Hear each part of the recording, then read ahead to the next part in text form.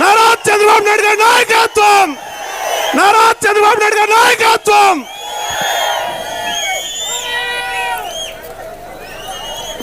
Okay, చాలా హుషారుగా ఉన్నారు. మొట్టమొదటిసారిగా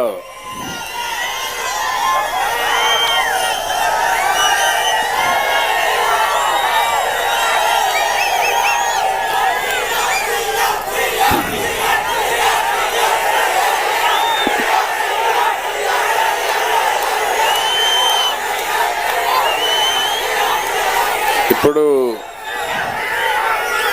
మీ ఉత్సాహం చూస్తే నాకు కూడా పాత రోజులు జ్ఞాపకం వస్తున్నాయి. నేను స్టూడెంట్గా ఉన్నప్పుడు మీకంటే కూడా హుషారుగా ఉండేవాడిని. రోజుల్లో మీరు చూస్తే నేను ఆ రోజు యూనివర్సిటీ నుంచే ఎమ్మెల్యేగా పోటీ చేశాను. స్టూడెంట్ రాజకీయాల నుంచి ప్రజాక్షేత్రంలోకి వచ్చిన నేను మిమ్మల్ని చూస్తే చాలా గర్వపడుతున్నా. మళ్ళా పాత రోజులు నాకు జ్ఞాపకం వస్తున్నాయి. నాకు పాత రోజులు గుర్తు చేసిన మిమ్మల్ని అందరినీ మనస్ఫూర్తిగా అభినందిస్తున్నా. ధన్యవాదాలు, అభినందనలు, శుభాభినందనలు. ఇప్పుడు ఈరోజు మీటింగ్లో మనం ఒకసారి చూస్తే నియోజకవర్గ సమన్వయ కమిటీ చైర్మన్ కంచర్ల శ్రీకాంత్ గారు, ఇన్ఛార్జ్ అయినటువంటి పిఎస్ మునరత్నం గారు, నియోజకవర్గ సమన్వయ కమిటీ కన్వీనర్ చంద్రశేఖర్ గారు, సమన్వయ కమిటీ కన్వీనర్ చంద్రశేఖర్ గారు, చిత్తూరు లోకసభ అభ్యర్థి గౌరవనీయులు దగ్గుమళ్ల ప్రసాదరావు గారు, తెలుగు యువత కోఆర్డినేటర్ సత్యేంద్ర శేఖర్ గారు, organising secretary doctor Suresh Babu గారు, మాజీ శాసన మండలి సభ్యులు గౌరవనీయులు గౌరవాని శ్రీనివాసులు గారు, జిల్లా పార్టీ అధ్యక్షులు సిఆర్ రాజన్ గారు, నియోజకవర్గం తెలుగుదేశం అధ్యక్షుడు వెంకటేష్ గారు, ప్రధాన కార్యదర్శి చలం గారు, యువత నాయకులు మణి గారు, యువత రాష్ట్ర నాయకులు పార్సారథి గారు, ఐటీడీపీ అధ్యక్షుడు రాజేంద్ర గారు, పార్లమెంట్ నాయకులు వినోద్ గారు, రాష్ట్ర నాయకులు శరవణ గారు, కుప్పం మండల పార్టీ అధ్యక్షులు సుబ్బు గారు, యువత అధ్యక్షుడు మండలం గుడిపల్లి లక్ష్మీపతి గారు, శాంతిపురం యువత అధ్యక్షుడు సుబ్బు గారు, రామకుప్పం పట్టణానికి కూడా ఒకటే పేరుంది, ముగ్గురు కూడా సుబ్బులు ఉన్నారు ఇక్కడ.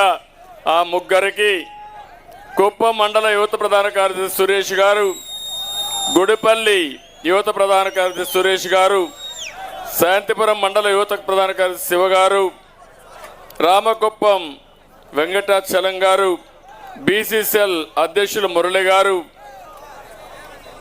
ప్రధాన కార్యదర్శి వెంకటేష్ గారు, నడుమూరు నాయకులు సంతోష్ గారు, ఐటీడీపీకి సంబంధించిన సుబ్రహ్మణ్యం గారు, మంజునాథ్ గారు, రామ్మూర్తి గారు, సురేష్ గారు, కుప్పం పట్టణ అధ్యక్షులు సురేష్ గారు, అందరికి కూడా, ఎందుకంటే పేర్లు చెప్పాలి, వాళ్ళకు కూడా గుర్తింపు రావాలి. మనం ఒక నాయకులు కావాలంటే ఆ నాయకత్వాన్ని గుర్తించినప్పుడే నాయకులు అవుతారు. మీ అందరినీ చూస్తే చాలా ఆనందంగా ఉంది నాకు. ఈరోజు 1,00,000 ఓట్లు సునాయాసంగా మెజారిటీ వస్తుంది. దీంట్లో అనుమానం ఏమాత్రం లేదు. 1,00,000 మెజారిటీ మీరు సాధిస్తున్నారు. ఆ తర్వాత నేనేం చేయబోతానో చేసి చూపిస్తాను ఈ నియోజకవర్గానికి. సిద్ధంగా ఉన్నారా మీరు? సిద్ధంగా ఉన్నారా మీరు? తమ్ముళ్ళు అయితే ఎప్పుడు కూడా, గతంలో కూడా ఎప్పుడైనా ఒక బ్రాండ్ ఉంటే ఆ బ్రాండ్కు ఒక చరిత్ర ఉంటుంది. మీరందరూ గుర్తుపెట్టుకోవాల్సిన అవసరం ఉంది. అందుకే నేను ఈ సందర్భంగా మేమందరికీ ఒకటే విజ్ఞప్తి చేస్తున్నా. నేను ఎప్పుడు యువతను చూసినా నాకు ఒక ఉత్సాహం, కొత్త ఎనర్జీ వస్తుంది. దానికి కారణం నేను ఆధారపడిందే యువశక్తి పైన, పనిచేసిందే యువత కోసం. ఈరోజు మీరు ఒక్క విషయం గుర్తుపెట్టుకోవాలి. ప్రపంచంలో ఎక్కడైతే యువత సమర్థవంతంగా ఉంటుందో ఆ యువతదే విజయం. మీరు ఇక్కడుండే యువత గుర్తుపెట్టుకోవాల్సింది, కొంతమంది అప్పటికి పుట్టుంటారు, కొంతమంది కొత్తగా పుట్టి మళ్ళా పెద్దవాళ్ళు అయి ఉంటారు. అంటే 95లో నేను ఆ రోజు ఆలోచించాను, ఈ రాష్ట్రం కోసం ఏం చేస్తే నా యువతకు బాగుపడతారని ఆలోచిస్తే అప్పుడే నాకు గుర్తొచ్చింది, ప్రపంచంతో ఒక విజన్ ఇచ్చాను. ఇదే ఇన్ఫర్మేషన్ టెక్నాలజీ. దేశంలో ఎవ్వరూ ఆలోచన కంటే ముందుగా ఆలోచించే పార్టీ తెలుగుదేశం పార్టీ. ఆలోచించిన వ్యక్తి నేనేనని చెప్పి మీకు తెలియజేస్తున్నా. మీరు ఒక్కసారి మీరు ఆలోచిస్తే 25 ఏళ్లకు మనం నేను ఐటీ ప్రారంభిస్తే 25 ఏళ్ల తర్వాత కుప్పం నుంచి వర్క్ ఫ్రమ్ హోమ్, మీ ఇంట్లో కూర్చొని ప్రపంచ కంపెనీలకు మీరు పనిచేస్తున్నారంటే అది నేను చూపించిన విజన్, అదే తెలుగుదేశం పార్టీ యొక్క సమర్థత. ఈరోజు ఒక విషయం మీరు గుర్తుపెట్టుకోండి, ఏ వ్యక్తి అయినా సరే పుట్టుకతో చిన్న వ్యక్తిగానే పుడతాడు. పెద్ద పెద్ద వాళ్ళందరినీ మీరు ఆలోచించుకోవాలి. ఒక మహాత్మా గాంధీ సాధారణ కుటుంబం, ఒక అంబేద్కర్ గారు సాధారణ కుటుంబం, ఒక ఎన్టీఆర్ సాధారణ కుటుంబం. నేను కూడా చిన్నప్పుడు మీ మారిగానే ఒక పల్లెటూరులో పుట్టా. ఒక రైతు బిడ్డని. మా ఊరికి రోడ్డు కూడా లేదు అప్పట్లో, గుర్తుపెట్టుకోవాలి మీరు. మీకన్నా నేను వచ్చినాక సిమెంట్ రోడ్లు వేసా. ఊర్లో సిమెంట్ రోడ్లు ఉన్నాయి, ఊరికి పోవాలంటే బీటీ రోడ్లు ఉన్నాయి. మా ఊర్లో అప్పుడైతే మామూలుగా రోడ్డు లేకపోతే శ్రమదానం చేయించి రోడ్డు వేయించి ప్రైవేటు బస్సు తెప్పించిన వ్యక్తిని అప్పట్లోనే నేను. అలాంటి సామాజిక స్పృహతో ముందుకు పోయాం. మీరు ఎంత అదృష్టవంతులంటే కనీసం మీరు కరెంటు చూశారు. మీరు పుట్టతానే కరెంటు వచ్చింది. మేము చిన్నప్పుడు చదువుకున్నప్పుడు కరెంటు కూడా లేదు. ఆ రోజు లాంతర్లో చదువుకున్న వ్యక్తులు మేమందరం కూడా బిగినింగ్లో. నేను అలాంటి చూసిన తర్వాత ఒకప్పుడు మీరు చూస్తే కార్లు కూడా ఎక్కడా కనపడేటివి కాదు. ఏ కొద్ది మందికో టౌన్లో 1 or 2 కార్లు ఉండేటివి. అక్కడి నుంచి ప్రారంభించిన నా జర్నీ మీరు చూస్తే ఈరోజు డ్రైవర్లెస్ కార్లకు వచ్చేసాం. ఒకప్పుడు మీరు చూస్తే కరెంటు లేని పరిస్థితి నుంచి ఈరోజు మీ ఇంట్లోనే కరెంటు తయారు చేసుకునే పరిస్థితికి వచ్చామంటే అది ప్రపంచం దూసుకుపోతున్న విధానం. దాన్ని అందిపుచ్చుకున్న ఏకైక రాష్ట్రం, ఏకైక జాతి తెలుగు జాతి అని చెప్పి కూడా నేను మీకు తెలియజేస్తున్నా. ఈరోజు మీరు ఇంకొక విషయం కూడా మీరు గుర్తుపెట్టుకోవాలి. ఈరోజు మనందరం కూడా ఒక పక్క మంచి సమయంలో యువత ఆవేశమే కాదు. తమ్ముడు ఇను నేను చెప్పిన మెసేజ్ వినండి. మీ జీవితంలో మళ్ళా, ఎందుకంటే మీరు గంజాయికో జే బ్రాండ్ లిక్కర్కో లేకపోతే డ్రగ్స్ పోకుండా నేను బంగారు బాట మీకు వేయాలనుకుంటున్నా. ఆ బంగారు బాటలో నా తమ్ముళ్ళు, బంగారు తమ్ముళ్ళు నడవాలని మనస్ఫూర్తిగా కోరుకుంటున్నా. ఎప్పుడు కూడా యువత ఆవేశంలో ఉంటారు. అందుకే వివేకానంద ఒక మాట చెప్పాడు. అప్పట్లోనే 100 మంది ఉక్కు కండరాలుండే యువత నాకు ఇస్తే ప్రపంచాన్ని మార్చేస్తానన్నారు. నేను చెప్తున్నా, ఆయన ఆ రోజు చెప్పాడు, ఈ రోజు నేను చూపించా. ఆ విషయం మీరు గుర్తుపెట్టుకోవాల్సిన అవసరం ఉంది. 25 ఏళ్లకు మనకు నేను మాట్లాడేవాడిని, మీ పిల్లల్ని బాగా చదివించండి, చదివిస్తే మీ పిల్లలు ప్రపంచాన్ని జయించే శక్తి వస్తుంది. 100 ఎకరాల భూమి ఇస్తామా, ₹1 కోటి డబ్బులు ఇస్తామనేది కాదు. అసమర్థుడైతే పోగొట్టుకుంటాడు. అతనికి తెలివి సంపాదించి పెట్టగలిగితే బాగా చదివిస్తే మంచి ఉద్యోగం వచ్చి చేస్తారంటే ఇప్పుడు మన పిల్లలు మాట్లాడుతున్నారు, $1 బిలియన్ మాట్లాడుతున్నారు. బిలియన్ అంటారు. ఎంత నీ ఆదాయం అంటే 2 బిలియన్ సార్. కంపెనీ ఎంత వాల్యుయేషన్ 5 బిలియన్ సార్. 5 బిలియన్ అంటే మనం ₹5 అనుకుంటున్నాం. 5 బిలియన్ అంటే 20,000 కోట్లు, 30,000 కోట్ల రూపాయలు సంపాదించే పరిస్థితికి వచ్చారు. అది ఈరోజు తెలుగుదేశం పార్టీ. మీరు చూస్తే ఊరూరు బలపం కట్టుకొని చెప్పాను. చరిత్ర ఒకసారి చూసుకోవాలి. ఇప్పుడు మీరంతా ఫోన్లు పెట్టుకొని ఆ మీటింగ్లన్నీ షూటింగ్ చేస్తున్నారు. మీ ఎవరున్నా ఉంటే మీ ఇంటికి కూడా చెప్తున్నారు, లేకపోతే రాబోయే భార్యకు కూడా కావాలంటే లైన్లో పెట్టి వాళ్ళకు కూడా బ్రాడ్కాస్ట్ చేసే పరిస్థితికి వస్తున్నారు. అంటే మీరు గుర్తుపెట్టుకోవాల్సింది, అప్పుడు ఒక ఫోన్ లేదు. మన కుప్పంలోనే కొత్తగా వచ్చినప్పుడు సెల్ ఫోన్ ఉందా తల్లి నీకు? అప్పుడు మీ ఇంటికి ఫోన్ ఉందా? ఆ రోజు ఫోనులు లేవు. నేను అన్నాను అప్పుడు ఎలక్ట్రానిక్ ఎక్స్చేంజ్ పెడతానని, అంటే 89లో అందరూ నా మీద పడిపోయారు. కుప్పంలో 100 టెలిఫోన్లు లేవు, ఈయన ఎలక్ట్రానిక్ ఎక్స్చేంజ్ పెడతాడంటని. నేను చెప్పా, చేసి చూపిస్తానని చెప్పా. ఆ రోజు నేను ఆలోచించాను, ఈ సెల్ ఫోన్లు చైనాలో కొన్ని కోట్ల సెల్ ఫోన్లన్నీ మొబిలైజ్ అవుతా ఉంటే, ఇండియాలో కాల్ చేయాలంటే, టెలిఫోన్ చేయాలంటే లైట్నింగ్ కాల్ అని వారం రోజులకు వచ్చేది.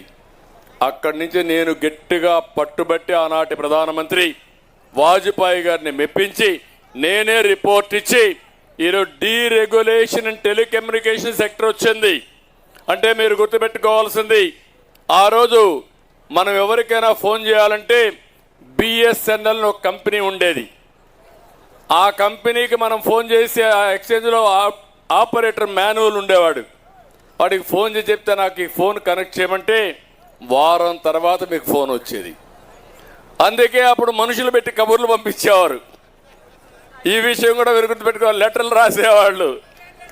అలాంటి దగ్గర నుంచి నేను ఆలోచించిన తర్వాత ప్రధానమంత్రి గారు చెప్తే ఎక్కడ సాధ్యమన్నాడు. అసాధ్యం అనేది ఏది ఉండదు సార్, నా మాటనండి, మీరు చేయండి, మీరు ఫలితాలు చూస్తారంటే నేను ఇచ్చిన రిపోర్ట్ ఆధారంగా రిఫార్మ్ తీసుకొచ్చారు.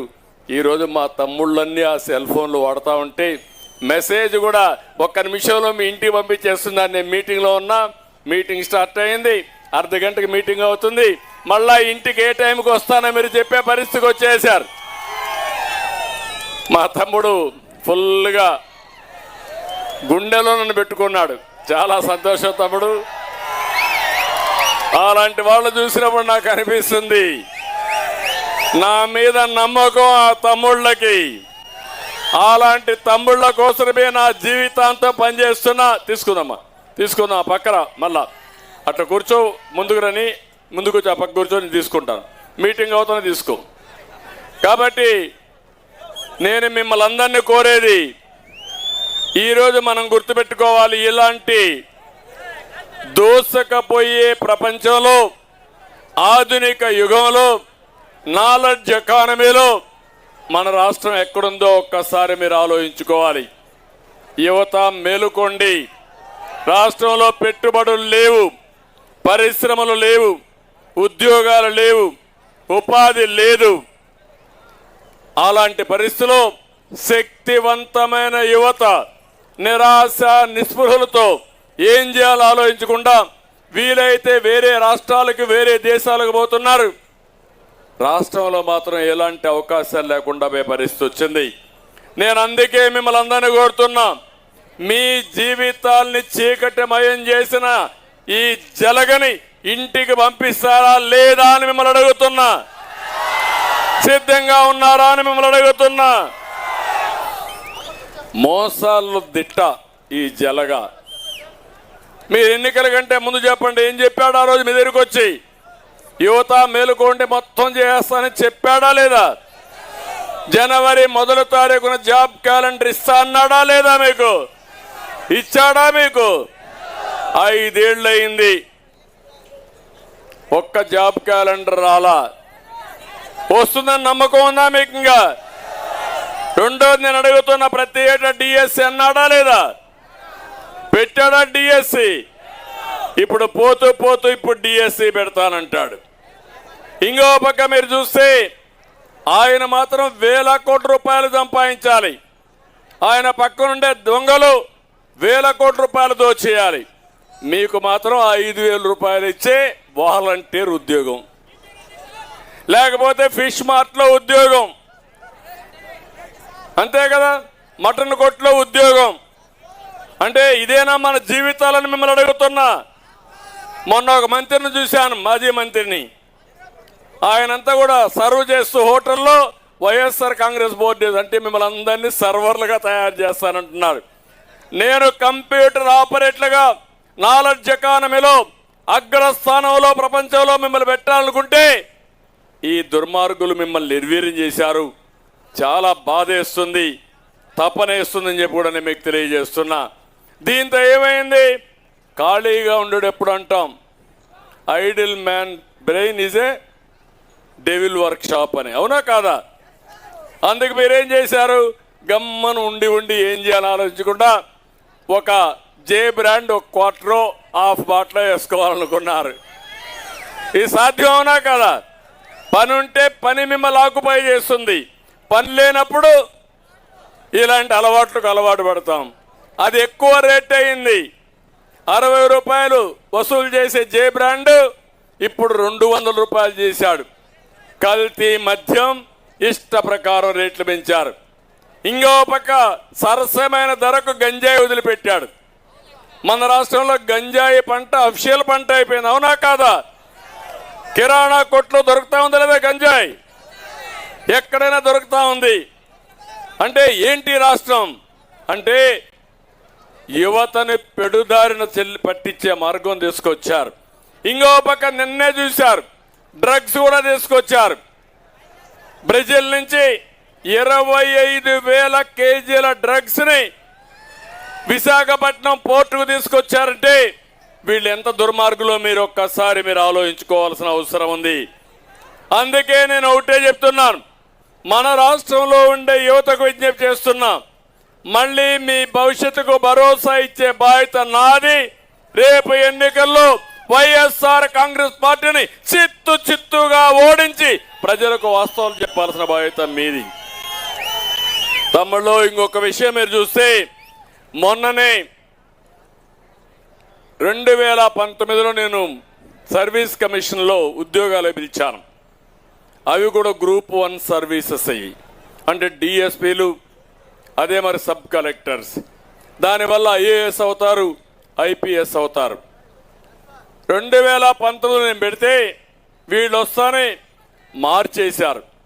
మామూలుగా కంప్యూటర్ కరెక్షన్ చేయడానికి వీలు లేదు, మాన్యువల్గా కరెక్షన్ చేయాలి, అది చట్టం. దానికి వ్యతిరేకంగా కంప్యూటర్లో కరెక్షన్ చేసి వీళ్ళకి కావలసిన మనుషులకు పోస్టులు అమ్ముకున్నారు. దానిపై నిరుద్యోగులంతా కోర్టుకు వెళ్ళారు, హోరాహోరీగా పోరాడారు. నా దగ్గర కూడా వచ్చారు, నేను కూడా సహకరించా. కడాన వాళ్ళు ఇమ్మీడియట్గా న్యాయం జరగలేదు. 2 ఏళ్లు పోరాడారు, 3 ఏళ్లు పోరాడారు. కడకు హైకోర్టు కరుణించి చాలా క్లియర్గా కంప్యూటర్ కరెక్షన్ చేయడానికి లేదు, మాన్యువల్గా చేయమని ఆర్డర్స్ ఇచ్చారు. మాన్యువల్గా చేయమంటే మాన్యువల్గా వర్క్ స్టార్ట్ చేశారు. వీళ్ళ మనుషులకు ఉద్యోగం రాలేదు. మళ్ళీ రెండోసారి వాల్యుయేషన్కి వెళ్ళారు మాన్యువల్గా.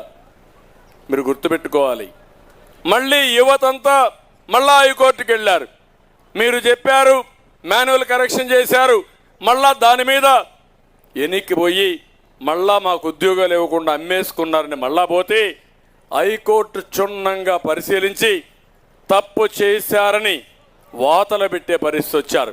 నేను ఒకే విషయం అడుగుతున్నా, ఎన్ని లక్షల మంది యువత సబ్ కలెక్టర్లు కావాలని, డిఎస్పీలు కావాలని జీవితంలో 10 ఏళ్ళు 5 ఏళ్ళు చదివి పట్టు వదలని విక్రమార్కులుగా మీరు ముందుకు పోతే ఆ పోస్టులు అమ్ముకుంటే మీ జీవితాలు ఏమవుతాయని అడుగుతున్నా, మీ మెరిట్ ఏమవుతుందని అడుగుతున్నా.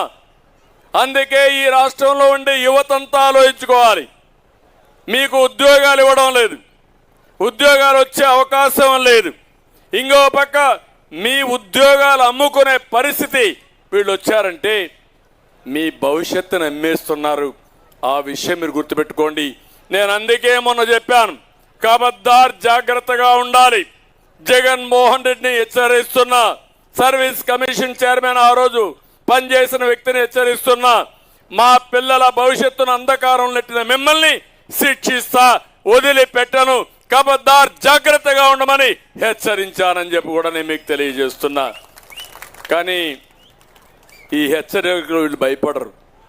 మీరు ఒకసారి చూడండి, ఒకప్పుడు పెట్టుబడులకు ఆంధ్రప్రదేశ్ చిరునామా. నేను సీఎం అయిన తర్వాత సమైక్య ఆంధ్రప్రదేశ్లో ప్రపంచమంతా తిరిగి పెట్టుబడులు తీసుకొచ్చాను. మళ్ళీ ఆంధ్రప్రదేశ్ విడిపోయిన తర్వాత 16 లక్షల కోట్ల రూపాయల పెట్టుబడులు వచ్చాయి. అనంతపూర్ జిల్లా పేద జిల్లా, నీళ్లు లేని జిల్లా, అలాంటి జిల్లాలో ఇండస్ట్రీ వస్తుందని ఎవ్వరూ కలగనలేదు. అప్పుడు నేను ఆలోచించి కియా మోటార్స్ రావాలని చెప్పి ప్రయత్నం చేశా. కియా మోటార్స్ని మీరు చూస్తే మహారాష్ట్ర పోటీ పడ్డారు, తమిళనాడు పోటీ పడ్డారు, సాక్షాత్ ప్రధానమంత్రి నరేంద్ర మోడీ గారి రాష్ట్రం కూడా గుజరాత్ పోటీ పడ్డారు. ఎక్కడ కాదని మన దగ్గరికి వచ్చారంటే అది తెలుగుదేశం పార్టీ చూపించిన చొరవ, సమర్థత. దగ్గర మన దగ్గరే తయారైన కార్లు ఈరోజు ప్రపంచం అంతా తిరుగుతున్నాయి. కొన్ని వందల వేల కోట్ల రూపాయల ఆదాయం వస్తూ ఉంది. మన యువతకు ఉద్యోగాలు వచ్చాయి. మనం అన్ని చేస్తే పక్కనే ఒక జాకీ పరిశ్రమ వస్తే దానికి వాటా అడిగి తరిమేశారు. ఈ జిల్లాలో మీరు ఒకసారి చూస్తే అమర్ రాజా బ్యాటరీస్, ఈ జిల్లా వాసి అమెరికా నుంచి వచ్చాడు, ఇండస్ట్రీ పెట్టాడు తిరుపతిలో, కొన్ని వందల వేల మందికి ఉద్యోగాలు ఇచ్చాడు. అలాంటి ఇండస్ట్రీ పైన పడి ఆ ఇండస్ట్రీని తరివేస్తే ఆంధ్రప్రదేశ్లో మేము పెట్టుబడులు పెట్టాం. మేము నేరుగా పోయి తెలంగాణలో వేరే రాష్ట్రాల్లో పెడతామంటే వేరే రాష్ట్రాల్లో పెట్టే పరిస్థితికి వచ్చారు. అంటే ఈ రాష్ట్రంలో పుట్టిన వ్యక్తులు పెట్టుబడులు పెట్టకుండా వీళ్ళకు వాటాలు వీళ్ళ దాడులు తట్టుకోలేక పారిపోయే పరిస్థితికి వచ్చారు. నిన్న కూడా నేను చూశాను. ఏదైతే ఒక వ్యక్తి చెప్తున్నాడు, మేము ఇక్కడ ఇండస్ట్రీ పెట్టాం, ఇక్కడ ఎమ్మెల్యే ఉన్నాడు, వాటా అడిగాడు, డబ్బులు అడిగాడు, ఇవ్వమంటే మా మీద లేనిపోని పెత్తనం చేసి మా ఇండస్ట్రీ క్లోజ్ చేయించారు. సిద్ధాంతపరంగా పోరాడాం. మళ్ళీ మీరు వస్తే తప్ప మా ఇండస్ట్రీ మేము నడపలేమని వాళ్ళు చెప్పే పరిస్థితికి వచ్చారు. మీరు యువత అనుకుంటారు ఒకసారి, ఇది నాకేం పోయింది, ఎక్కడో జరిగింది అని మీరు అనుకుంటే, అందుకే ఈరోజు రాష్ట్రంలో వీళ్ళ ఆటలు సాగుతున్నాయని చెప్పి కూడా నేను మీకు తెలియజేస్తున్నా. 5 ఏళ్ళయింది, ₹1 పెట్టుబడి వచ్చిందా మీరు ఆలోచించండి. ఒక తమ్ముడికి ఉద్యోగం వచ్చిందా మీరు ఆలోచించండి. ఏంటి అరాచకం అంటే, ఒక ముఖ్యమంత్రిగా ఉండే నేను గర్వపడతాను. సమైక్య ఆంధ్రప్రదేశ్లో 9 ఏళ్లలో హైదరాబాద్ నగరాన్ని నిర్మాణం చేసి ప్రపంచ పటంలో పెట్టిన ఘనత తెలుగుదేశం పార్టీది. ఇప్పుడు మీరు ఒకసారి ఆలోచించుకుంటే నాకు అదే తృప్తి. నన్ను మర్చిపోవచ్చు, లేకపోతే అక్కడ పోయినప్పుడు నాకు ఓట్లు వేయకపోవచ్చు, కానీ నాకు ఆనందం, నా మనస్సు ఒకటి ఉంది, నా మనస్సాక్షిగా ఆలోచిస్తాను.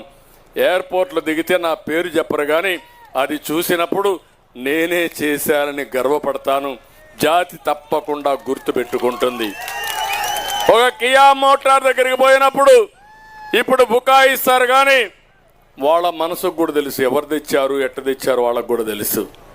అదే శాశ్వతం, చేసిన పనులు శాశ్వతం. ఏదైతే దానిపైన కూడా కేసులు పెట్టారు, మా తమ్ముడు చెప్పి దానిపైన కూడా కేసులు పెట్టారు. ఆస్తులు అమ్మేసుకోవడం పైన కూడా కేసులు పెట్టారు. ఇంకొక విషయం కూడా ఆలోచించాలి. ఒక కియా మోటార్కి ఎంత ల్యాండ్ ఇచ్చామంటే 600 ఎకరాలు. నీళ్లు లేవంటే గొల్లపల్లి రిజర్వాయర్ 6 నెలల్లో పూర్తి చేసి హందిరి నీవా నీళ్లు తీసుకొచ్చి గొల్లపల్లిలో పెట్టి కియా మోటార్ మేనేజ్మెంట్ కన్విన్స్ చేసి నా మాట నేను నిలబెట్టా, నీ మాట నువ్వు నిలబెట్టు, ఇండస్ట్రీ పెట్టి 1.5 సంవత్సరంలో మొదటి కారు బయట రావాలంటే నేనే పోయి ఆ ఇండస్ట్రీ ఇనాగరేట్ చేసి మొదటి కారు బయట తీసుకొచ్చిన ఘనత తెలుగుదేశం పార్టీది. అది మనం చేయాల్సిన పనులు. 12 లక్షల కార్లు ఈరోజు కియా కార్లు రోడ్డు మీద తిరుగుతున్నాయి. అది చూసినప్పుడు మనకు ఆనందం. అక్కడే కంపారిజన్ చెప్తున్నా. ఇది బెంగళూరుకు దగ్గర నేను పెట్టింది, అనంతపూర్కి దగ్గర, హిందూపూర్ దగ్గర ఇంకా అవతల 8,000 ఎకరాలు లేపాక్షి పార్కు కోసం, నాలెడ్జ్ పార్క్ కోసం అక్వైర్ చేశారు. అదొక పెద్ద స్కామ్. అది రాజశేఖర్ రెడ్డి గారు ఉన్నప్పుడే అక్వైర్ చేసి అదొక కేసు అయి ఈరోజు కోర్టుల్లో ఉంది. అదే మరిగా అది సిక్ ఇండస్ట్రీ అయిపోయి దివాలా తీసే పరిస్థితికి వచ్చింది. ఇప్పుడు ఈ ముఖ్యమంత్రి వచ్చిన తర్వాత భూమి మీద కన్నుబడింది. 10,000 కోట్ల రూపాయలు విలువ చేసే ఆస్తిని 500 కోట్లు కొట్టేయాలని వీళ్ళ బావమరిది ఉంటే, వీళ్ళ బావ ఉంటే ఆ బావ ద్వారా టెండర్లు పెట్టాడు. మీరు గుర్తుపెట్టుకోవాలి, నేను చేసింది కియా మోటారు తీసుకొచ్చి మీకు ఉద్యోగాలు ఇప్పించి ఆ ప్రాంత అభివృద్ధి చేస్తే అక్కడ భూమి కొట్టేసి 10,000 కోట్ల రూపాయలు దోచుకోవాలనుకున్న వ్యక్తి, స్కాముల్లోనే స్కాములు చేసిన వ్యక్తి, దుర్మార్గమైన వ్యక్తి ఈ జగన్మోహన్ రెడ్డి. ఆ విషయం మీరు గుర్తుపెట్టుకోవాల్సిన అవసరం ఉంది. నేను ఈ విషయాలన్నీ మీకు ఎందుకు చెప్తున్నానంటే మీలో ఒక అవగాహన పెరగాలి, యువతలో ఒక సామాజిక బాధ్యత రావాలి, సామాజిక స్పృహ రావాలి. ఏ నాయకుడైనా తప్పు చేసి ప్రజా జీవితంలో ప్రజా కోర్టులో శిక్షించే విధంగా యువత పోరాడితేనే ఈ దేశం బాగుపడుతుంది. మీరు పోరాడకపోతే మనకే నష్టం అని చెప్పి కూడా నేను మీకు తెలియజేస్తున్నా. 1-2 కంపెనీలు కాదు, చాలా కంపెనీలు వెళ్ళిపోయినాయి. మీరు ఒక విషయం మన నియోజకవర్గంలో జరిగేటి చూస్తే ఇక్కడే గ్రనైట్ ఉంది. కుప్పం గ్రనైట్ ప్రపంచంలోనే చాలా పాపులర్ గ్రనైట్. గడిచిన 5 సంవత్సరాలు ఎంత దోపిడీ చేశారో మీరే చూడండి. 30 సంవత్సరాలు నేను ఎమ్మెల్యేగా ఉన్నాను, 14 సంవత్సరాలు ముఖ్యమంత్రిగా ఉన్నాను, సమైక్య ఆంధ్రప్రదేశ్లో ఉన్నా, ఇప్పుడు ఉన్నా. ఎప్పుడైనా సరే ఎవడైనా ధైర్యం చేసి 1 ఎకరా కానీ ఒక్క తప్పు చేయడానికే ప్రయత్నం చేశారా ఒక్కసారి ఆలోచించుకోండి. నేను మొన్న పోయి చూశాను. మొన్న పోయి చూస్తే కేజీఎఫ్ తరహాలో మొత్తం గ్రనైట్ దోవుకొని అమ్మేసుకునే పరిస్థితికి వచ్చారు. అంటే మన దగ్గరనే ఇలాంటి జరిగాయంటే రాష్ట్రం మొత్తం పరిశ్రమలు పరారైపోయినాయి. భూగర్భ ఖనిజ సంపద మొత్తం లూటీ చేసే పరిస్థితికి వచ్చారు. ఒక పక్క గ్రనైట్ పోయింది, ఒక పక్క ఇసుక పోయింది, ఇంకో పక్క వెరైటీస్ పోయినాయి, ఇంకో పక్క అల్యూమినియం పోయింది. ఒకటి కాదు, రాష్ట్రంలో ఉండే భూగర్భ ఖనిజ సంపద దోచేసిన దుర్మార్గులు వీళ్ళని చెప్పి నేను మీకు తెలియజేస్తున్నా. అది ప్రజల ఆస్తి, ఆ ఆస్తి మీకు రావాలి. అదే మరి ఇంకొక పక్క మీరు చూస్తే భూగర్భ ఖనిజ సంపద నుంచి పరిశ్రమలు పెడితే యువతకు ఉద్యోగాలు వస్తాయి. దోపిడీ చేసి రా మెటీరియల్ అమ్మేస్తే మీకు ఉద్యోగాలు వచ్చే పరిస్థితులు కూడా లేవని చెప్పి నేను మీకు తెలియజేస్తున్నా. ఇప్పుడు కొత్తగా ఒక థీరీకి వచ్చారు.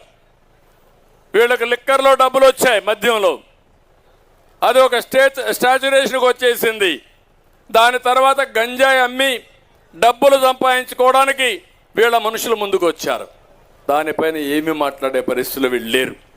ఇప్పుడు డ్రగ్స్ తీసుకొచ్చి మీ జీవితాలు ఆడుకుంటూ జాతిని నిర్వీర్యం చేస్తూ నాశనం చేస్తూ డబ్బులు సంపాదించుకోవాలని ప్రయత్నం చేస్తున్నారంటే చాలా బాధేస్తుంది. మేము మాట్లాడి తిరిగి మా మీద ఆరోపణలు చేస్తున్నారు. నేను ఒకటే చెప్తున్నా, నేను వచ్చిన 100 రోజుల్లో ఈ రాష్ట్రంలో డ్రగ్స్ కానీ గంజాయి కానీ అదే సమయంలో ఏదైతే లిక్కర్ ఉందో జే బ్రాండ్స్ ఉన్నాయో పూర్తిగా ప్రక్షాళన చేసి ఈ రాష్ట్రాన్ని కాపాడే బాధ్యత తెలుగుదేశం పార్టీ తీసుకుంటాం, ఎన్డీఏ తీసుకుంటాం. అందుకే నేను మిమ్మల్ని అందరినీ కోరుతున్నా. ఇప్పుడు కొత్తగా ఒకటి వచ్చింది, ఈ విషయం కూడా మీరు గుర్తుపెట్టుకోవాలి. ఇది ఇంకా భయంకరం. ఇప్పుడు మా తమ్ముళ్ళంతా టెక్నాలజీ బ్రహ్మాండంగా వాడుతున్నారు. టెక్నాలజీ కానీ దుర్మార్గుడి చేతుల్లో ఉంటే ఎంత అరిష్టమో మీరు ఒక్కసారి మా తమ్ముడు ఇంటికి పంపిస్తున్నాడు, చూపిస్తున్నాడు, వాళ్ళ ఇంట్లో వాళ్ళ మిస్సెస్ కొలకందరూ చూపిస్తున్నాడు. ఎంత భయంకరం అంటే టెక్నాలజీ అనేది ఎప్పుడు కూడా నేను ఒకప్పుడు చూసేవాడిని. టెండర్లు వేయడానికి ఒకప్పుడు రాయలసీమలో కొంతమంది దుర్మార్గులు ఫ్యాక్షన్ నాయకులు టెండర్లు వేయనీయకుండా అడ్డం పడేవాళ్ళు. అప్పట్లో నేను చేసిన పని 95 బిగినింగ్లో టెండర్లు వేయాలంటే ఎస్సీ ఆఫీసులో పెడితే వీళ్ళు దౌర్జన్యం చేస్తున్నారని ఎస్పీ ఆఫీసులో కూడా టెండర్ బాక్స్ పెట్టి అక్కడ వేయించి దాన్ని కంట్రోల్ చేయడానికి ప్రయత్నం చేశా. ఇప్పుడు ప్రమాదం మీరు ఒక్కసారి గుర్తుపెట్టుకోవాల్సింది ఎట్లా జరిగిందని చూస్తే, ఇప్పుడు టెక్నాలజీ వచ్చింది, టెండర్లన్నీ వేస్తారు. వీళ్ళ మనుషులు ఉంటారు. 4 గంటలకు ఫైనల్ టెండర్ వేయాలంటే 3:45 చెప్పి లోయెస్ట్ పలానోడు వేశాడు, దానికంటే తగ్గించేసుకోమని వీళ్ళు చెప్తే వాళ్ళు తగ్గించేస్తే వాడికి ఎవడికి రాదు, వీళ్ళకే టెండర్లు వస్తాయి. పాస్వర్డ్ వీళ్ళ దగ్గర ఉంది. ఇప్పుడు వీళ్ళు మ్యానిపులేట్ చేస్తారు. రెండోది మీరు చూస్తే నిన్న మొన్న కొత్త భూ చట్టం ఒకటి తీసుకొచ్చారు. దానికంటే ముందు మీరు ఒకసారి చూస్తే మొత్తం ల్యాండ్ రికార్డ్స్ అన్ని అప్డేట్ చేశారు. ముఖ్యమంత్రి ఇంట్లో కూర్చొని ఎల్లయ్య భూమి పుల్లయ్యకి రాసేయాలంటే ఒక్క నిమిషంలో సర్వే నెంబర్ మారిస్తే మీ పని గోవిందా గోవిందా. ఇప్పుడు అదే జరిగింది. నిన్న చూశారు. సుబ్బారావు అనే వ్యక్తి ఒంటిమిట్టలో 3 ఎకరాల భూమి, నేను ఒంటిమిట్ట డెవలప్ చేసి ఆదాయం పెరిగింది, భూమి విలువ పెరిగింది. పాపం అప్పులైనాయి. అప్పులకన్నీ కట్టేసి ఆయన మొత్తం చేసుకోవాలనుకుంటే వీళ్ళు ఓన్లీ సబ్ నెంబర్ ఆ పట్టా వేరే వాళ్ళ పేరుతో రాయిచ్చేశారు, నెంబర్ మార్చేశారు. తిరిగి తిరిగి అవస్థపడ్డాడు. ఎవరు సమాధానం చెప్పలేదు. కడాని ఇంకా బతుకు మీద ఆశ నశించి ఆత్మహత్య చేసుకొని చనిపోయే పరిస్థితి వచ్చాడు. ఆ వార్త విని భార్య కుమార్తె కూడా చనిపోయే పరిస్థితికి వచ్చారు. నేను మిమ్మల్ని అందరినీ ఎందుకు కోరుతున్నానంటే, రేపు మీ ఇంటి మీద మీకు హక్కు ఉండదు, మీ భూములు మీ చేతుల్లో ఉండవు. ఇక్కడ ఉంటాడు ఒక చిల్లర మనుషులు ఉంటారు కుప్పంలో కూడా. నా నియోజకవర్గంలో నేను ముఖ్యమంత్రిగా పనిచేసిన నియోజకవర్గం అపోజిషన్ నియోజకవర్గం. ఇక్కడ ఉంటే పేటీఎం బ్యాచ్ తయారై కుప్పంలో ఇష్టానుసారంగా నన్నే బెదిరించే పరిస్థితికి వచ్చారంటే తమ్ముళ్ళు మీరు ఒక లెక్క అని మిమ్మల్ని అడుగుతున్నా. మీరు బయట రాగలుగుతారా అని మిమ్మల్ని అడుగుతున్నా. అలాంటి పరిస్థితి రావడానికి ఎవరు కారణం? జగన్మోహన్ రెడ్డి అవునా కాదా? మీకు భద్రత అవసరమా లేదా అని మిమ్మల్ని అడుగుతున్నా. మీరేమనుకుంటున్నారు? ఏదో చంద్రబాబు నాయుడు ఎన్నిక, ఆయన చూసుకుంటాడు, అవసరమైతే ఆయనే డబ్బులు ఖర్చు పెట్టుకుంటాడు, లేకపోతే ఆయనే ఊరూరు తిరుగుతాడు, ఒకవేళ గెలిస్తే ఆయనే కదా ముఖ్యమంత్రి, నాకేం వస్తుందని మీరు అనుకుంటున్నారు. అదే ప్రమాదం.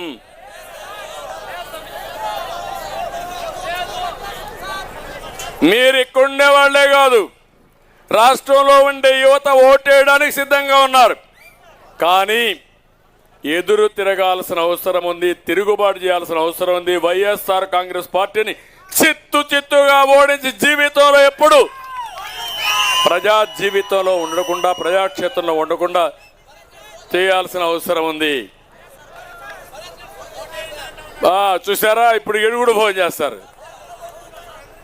చెప్పండి, నువ్వు నీ పార్టీకి నీకు చెల్లి అయిపోయింది, పోయే రోజులు వచ్చాయి, ఇంకా నువ్వు పరిస్థితి లేదని చెప్పి చూపించి ఓటేసి బుద్ధి చెప్పండి. చూపిస్తే కూడా మళ్ళా ప్రాబ్లం ఉంది, సీక్రెసీ ఆఫ్ ఓటింగ్ ఉంటుంది. నేను చూపిమన్నగానే కసిగా ఓటేసి చిత్తుగా ఓడించి మళ్ళీ వీళ్ళు కోరుకోకుండా మీరేం చేయాలంటే బాగా భూస్థాపితం చేసి దానిపైన సీసం కూడా వేసి కాంక్రీట్ చేసి తిరిగి కోలుకోలేని పరిస్థితి చేస్తారా అని మిమ్మల్ని అడుగుతున్నా. మిమ్మల్ని అందరినీ, నాకేం ముఖ్యమంత్రి పదవి కోసం కాదు. Be clear. 14 ఏళ్ళు ముఖ్యమంత్రి వచ్చేది, 15 ఏళ్ళు నేను అపోజిషన్ లీడర్ని. ఎవరికి ఇంత అవకాశం రాలేదు. కానీ నా బాధ, నా ఆవేదన, నేను ఆ రోజు ముఖ్యమంత్రిగా ఉండి ఒక ప్రభుత్వ పాలసీల వల్ల హైదరాబాద్ నగరాన్ని ప్రపంచంలో పెట్టా. అదే విధంగా ఐటీని ప్రోత్సహించి వాళ్ళందరినీ బాగా ఎక్కడికక్కడ నచ్చజెప్పి ప్రోత్సహించి ప్రపంచంలో చూస్తే చాలా పెద్ద ఎత్తున ముందుకు పోయారు. పెట్టుబడులు పెట్టారు, ఇండస్ట్రీస్ పెట్టారు. ఒక్క విషయం మీరు గుర్తుపెట్టుకోండి, ప్రపంచంలో భారతదేశంలో ఉండే యువత నెంబర్ 1. అందులో 30% తెలుగు జాతి ఉందంటే అది తెలుగుదేశం పార్టీ చూపించిన చొరవ. మేము అంటున్నారు మా తమ్ముళ్ళు, కుప్పంని మేము గెలిపిస్తాం, రాష్ట్రాన్ని, మా భవిష్యత్తును మీరు కాపాడండి అని మా తమ్ముళ్ళు ప్లే కార్డ్స్ పెట్టుకున్నారు. మీరు చెప్పినట్టు మీ ఓటు కుప్పాన్ని అభివృద్ధి చేయడానికే కాదు, కుప్పం భవిష్యత్తుకే కాదు, మీరు రాష్ట్ర భవిష్యత్తు కోసం కష్టపడుతున్నారు. 1 लाख మెజారిటీ, లక్ష మెజారిటీ అది మీరు చేయండి. ఆ తర్వాత ఈ రాష్ట్రాన్ని ఎట్లా అభివృద్ధి చేయాలనో, ఎట్లా పరిగెత్తిచ్చే బాధ్యత నాదని చెప్పి నేను మీకు తెలియజేస్తున్నా. ఈరోజు మీరు ఒకటే కాదు, అన్ని విషయాలు నేను చూశాను ఈ ప్రభుత్వంలో. నాలాంటి వాడి మీద ఎన్ని కేసులు పెట్టాలో అన్ని కేసులు పెట్టేశారు, పెడతానే ఉన్నారు. ఇంకా అంటే మామూలు వాళ్ళ గతేంటి? నేను మామూలు వాళ్ళు కాపాడడమా, నన్ను నేను కాపాడుకోవడమా, అందరినీ కాపాడుకోవడమా? మనిషి కూడా ఒకసారి చూస్తే భరించలేని భారం అవునా కాదా అని మిమ్మల్ని అడుగుతున్నా. బట్ భయపడను. నా జీవితంలో భయం అనేది ఎరగని వ్యక్తిని నేను. క్లేమోర్ మైన్స్ నా మీద 24 క్లేమోర్ మైన్స్ బ్లాస్ట్ చేసి సాక్షాత్ వెంకటేశ్వర స్వామి నువ్వు బతికుండాలి, నీకు పని ఉంది అని ప్రాణదానం చేసిన విషయం అది. ఆ రోజు కూడా నేను భయపడలా, అధైర్యపడలా. కానీ ఈరోజు నేను ఒకటే ఆలోచిస్తున్నా, మళ్ళీ గాడి దప్పిన పరిపాలన ఘాట్లో పెట్టి ఈ రాష్ట్రాన్ని కాపాడడానికి ఏ త్యాగానికైనా మేము సిద్ధమని మరొకసారి మీ అందరికీ విజ్ఞప్తి చేస్తున్నా. అందుకే ఈరోజు మీరు చూస్తే 3 పార్టీలు కూడా కలిశాం. కొంతమందికి కొన్ని అనుమానాలు ఉన్నాయి, ఎందుకు కలవాలి అని కూడా ఆలోచిస్తున్నారు. మా మైనారిటీ సోదరుల్లో కూడా అనుమానం ఉంది. కానీ ఒక్క విషయం మీరు గుర్తుపెట్టుకోండి, ఎన్డీఏలో ఉన్నప్పుడు కానీ ఎన్డీఏలో లేనప్పుడు కానీ మైనారిటీ సోదరులకు న్యాయం చేసిన ఏకైక పార్టీ తెలుగుదేశం పార్టీ. అంత మునుపు కూడా ఎన్నో పార్టీలు ఉన్నాయి. ఉర్దూ భాష 2వ భాష చేయమంటే ఎవరూ చేయకపోతే నేనే 13 జిల్లాల్లో 2వ భాష చేశాను.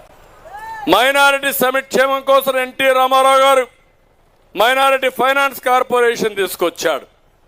నేనే ఆజ్ హౌస్ కట్టాను.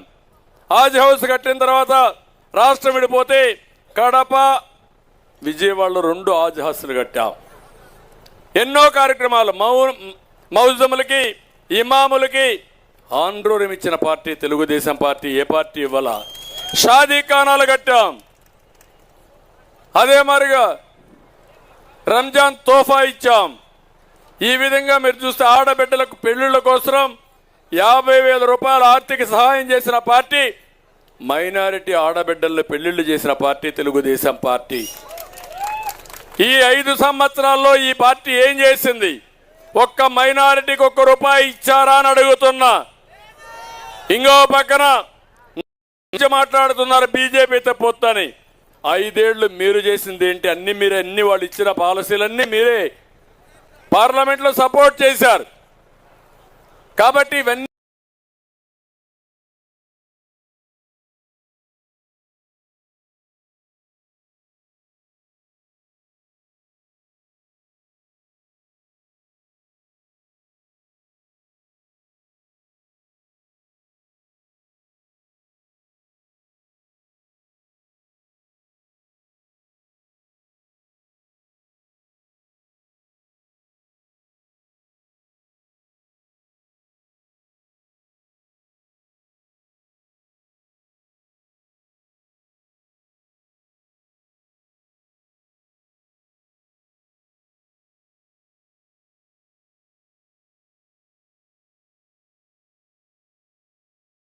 మళ్ళీ వాళ్ళే వస్తారు. వచ్చినప్పుడు వాళ్ళు వచ్చి పొత్తు పెట్టుకుందాం, ఈ రాష్ట్రాన్ని బాగు చేయడానికి మేము కూడా ముందుకు వస్తామంటే ఆ పరిస్థితిలో 12 లక్షల కోట్ల రూపాయలు అప్పు చేశాడు అప్పుల అప్పారావు. 12 లక్షల కోట్ల రూపాయలు. అదే మరి అన్ని వ్యవస్థల్ని సర్వనాశనం చేశాడు. ఇప్పుడు నేను ముఖ్యమంత్రి అయినా లేకుంటే ఎన్డీఏ అధికారంలోకి వచ్చినా కేంద్ర సహకారం లేకపోతే ఇక్కడ పనులు అవ్వడం కూడా కష్టం. అమరావతి సర్వనాశనం అయిపోయింది, పోలవరం విధ్వంసమైంది, పెట్టుబడులు పరారైపోయినాయి, యువత భవిష్యత్ అంధకారమైంది, రైతుల ఆత్మహత్యలు పెరిగిపోయినాయి, ఆడబిడ్డలపైన అత్యాచారాలు పెరిగిపోయినాయి. ఈ సమయంలో ఈ రాష్ట్రాన్ని కాపాడుకోవడానికి అందరం కలవాలనే ఉద్దేశంతోనే ఈరోజు ఎన్డీఏ అంతా మీ దగ్గరికి వస్తున్నాం. యువత ఇంటింటికి వెళ్ళి మీరు చెప్పాల్సిన బాధ్యత మీ మీద ఉంది. అందులో కూడా ఎవరెన్ని సీట్లు పోటీ చేస్తారో ఆలోచించలేదు. ముగ్గురం కలిసాం. కొంతమంది నన్ను అన్నారు మీరు ఎక్కువ సీట్లు ఇస్తున్నారని, కొంతమంది పవన్ కళ్యాణ్ గారు అన్నారు మీరు తక్కువ సీట్లు తీసుకుంటున్నారని, కొంతమంది బీజేపీ అన్నారు మన జాతీయ పార్టీ ఇంతేనా ఇంకా ఎక్కువ తీసుకోవాలని మాట్లాడారు. కానీ అల్టిమేట్గా మేము ఆలోచించింది సీట్ల కోసం కాదు, ఎవరెన్ని సీట్లు కాదు, అందరూ సమానం. ఈ రాష్ట్రాన్ని కాపాడాలి. ఈ రాష్ట్రాన్ని కాపాడడానికి మన వంతు బాధ్యత మేము నెరవేర్చాలని అందరం కలిసి మేము ముందుకు వస్తున్నామని చెప్పి కూడా నేను మీకు తెలియజేస్తున్నా. అందుకే ఒక మాట చెప్పాం, జెండాలు 3, అజెండా ఒకటే. అదే ఆంధ్రప్రదేశ్ రాష్ట్రాన్ని కాపాడుకోవడం. ప్రజలు గెలవాలి, రాష్ట్రం నిలబడాలి.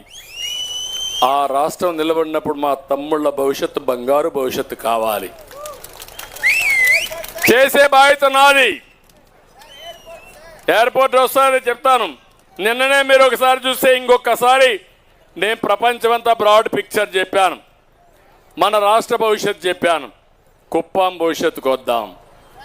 తమ్ముళ్ళు మీరు ఒకసారి చూస్తే యువ గళవలో మీ అందరి కోసరం 20 లక్షల ఉద్యోగాలు ఇప్పిస్తారని నేను చెప్పాను. అది కనీసం అంటే 20 లక్షల ఉద్యోగాలు. 3,000 రూపాయలు నెలకు నిరుద్యోగ భృతి ఇస్తాం. ఒకప్పుడు ఇచ్చాను, ఇప్పుడు 3,000 రూపాయలు ఇస్తాం. ఇది అయిన తర్వాత వర్క్ ఫ్రమ్ హోమ్. మీ ఇంట్లో మీరు కూర్చొని ప్రపంచంలో ఏ కంపెనీలో పనిచేయాలన్నా ఆ కంపెనీ మీ దగ్గర తీసుకొచ్చే బాధ్యత, వర్క్ ఫ్రమ్ హోమ్ తీసుకొచ్చే బాధ్యత తీసుకుంటాం. మండల హెడ్ క్వార్టర్లో, ఇంపార్టెంట్ టౌన్లో, మండలంలో వర్క్ స్టేషన్లు పెడతాం. అక్కడి నుంచి మీకు ట్రైనింగ్ ఇప్పిస్తా. మీరు ఊర్లో కూర్చొని పనిచేయండి. ఇంకా బాగా చేయగలిగితే హైదరాబాద్కి వెళ్ళండి, బెంగళూరుకి వెళ్ళండి, అమెరికాకి వెళ్ళండి. భవిష్యత్తులో ఒకటే కూర్చోండి. గుర్తుపెట్టుకోండి, జీవితంలో రాబోయే రోజుల్లో డిస్టెన్స్ అనే మాట పెద్ద కష్టం కాదు, ఎక్కడున్నా పని చేయొచ్చు. రెండోది, మీకు ఒక అనుభవం కావాలంటే 10 మంది ఉండాలి. ఇప్పుడు ఇక్కడికి వచ్చారు, ఇంట్లో కూర్చుంటే మీకు ఆలోచనలు రావు. ఈ 10 మంది కూర్చుంటే నమ్మకాలు వస్తాయి, 10 మాటలుంటే ఆలోచనలు పెరుగుతాయి. అందుకే అప్పుడప్పుడు సోషల్ గ్యాదరింగ్ కావాలి. నెలకు మీరు చూస్తే